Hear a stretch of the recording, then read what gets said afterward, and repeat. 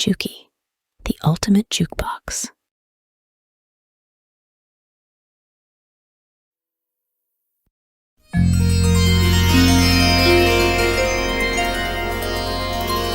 Om Shri Hanumate Namaha. Om Shri Hanumate Namaha. मनोजवं मारुततुल्यवेगं जितेन्द्रियं बुद्धिमतां वरिष्ठं वातात्मजं वानरयूथमुख्यं श्रीरामदूतं शरणं प्रपद्ये। पंचमुख हनुमत कवचम। पंचमुखी हनुमान कवच सभी प्रकार के अनिष्ट को दूर करने वाला है। इसके नियमित पाठ से सभी प्रकार के रोग और कष्ट दूर होते हैं। पंचमुखी श्री हनुमान जी का चित्र यदि घर के प्रवेश द्वार पर लगाया जाए तो बड़ा ही मंगलकारी होता है और श्री हनुमान जी की कृपा प्राप्त होती है। भक्तजनों, आइए पंचमुखी श्री हनुमान जी के कवच का पाठ करते हैं। श्री गरुड़वाच अथ ध्यानं प्रवक्ष्यामि शृणु सर्वाङ्गसुन्दरं यत्कृतं देवदेवेन ध्यानं हनुमतः प्रियं पञ्चवक्त्रं महाभीमं त्रिपञ्चनयनैरुतं बाहुर्विदशवीर्युक्तं सर्वकामार्थसिद्धिदं पूर्वं तु वानरवक्त्रं कोटिसूर्यसमप्रभं दंष्ट्राकरालवदनं भ्रुकुटिकुटिलेक्षणम् अस्यैव दक्षिणं वक्त्रं नारसिंहं महाद्भुतम् अत्युग्रतेजोवपुषं भीषणं भयनाशनम्। ॐ हनुमते नमः। ॐ हनुमते नमः। ॐ हनुमते नमः। ॐ हनुमते नमः। पश्चिमं गारुडं वक्त्रं वक्रतुण्डं महाबलं सर्वनागप्रशमनं विषभूतादिकृन्तनम् उत्तरं शौकरं वक्त्रं कृष्णं दीप्तं नवोपमं पातालसिंहवेताल ज्वररोगादिकृन्तनम् ऊर्ध्वं हयाननं घोरं दानवान्तकरं परं येन वक्त्रेण विप्रेन्द्र तारकाख्यं महासुरं जगान शरणं तत्स्यात् सर्वशत्रुहरं परं ध्यात्वा पञ्चमुखं रुद्रं हनुमन्तं दयानिधिम्।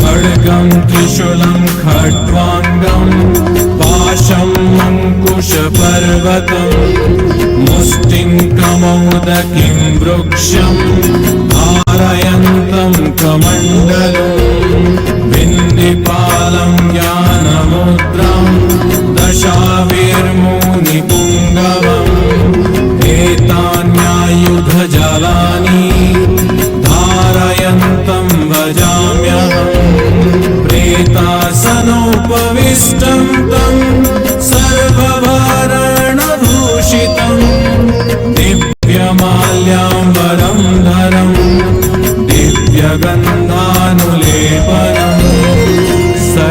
आश्चर्यमयं देवं हनुमद्विश्वतो मुखम् पञ्चाशमच्युतं मने कविचित्रवर्णवक्त्रम् शशाङ्कशिखरं कपिराजवर्यं पीताम्बरादिमुकुटैरूपशोभिताङ्ग पिङ्गाक्षमाद्यमनीशं मनसा स्मरामि।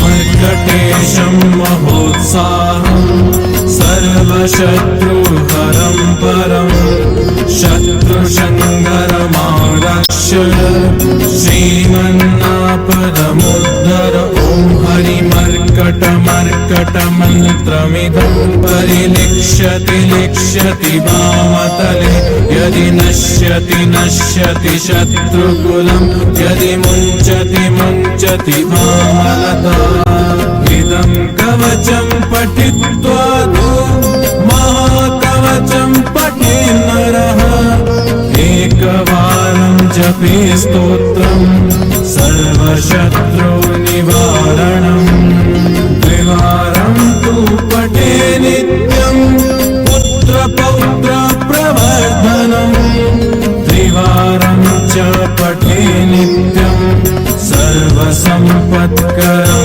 शुभम्।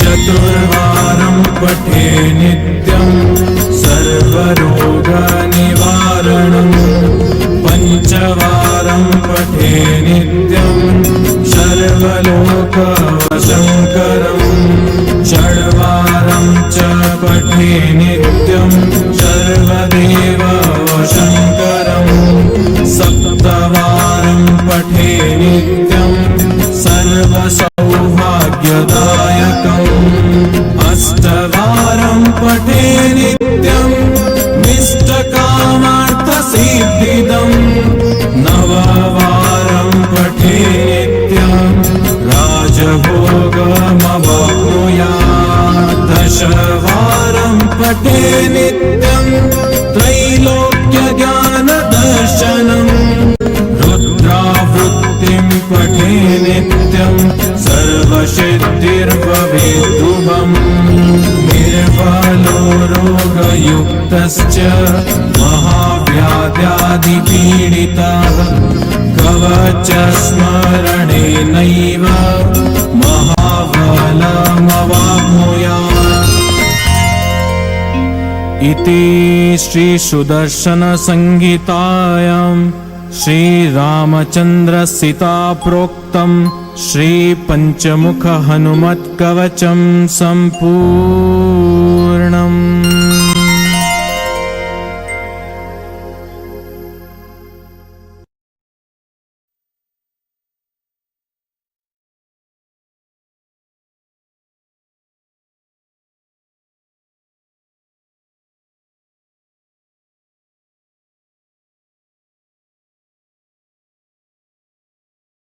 Hope you enjoyed. Please like, share, and subscribe to Juki the Ultimate Jukebox, and do press the bell icon for latest videos.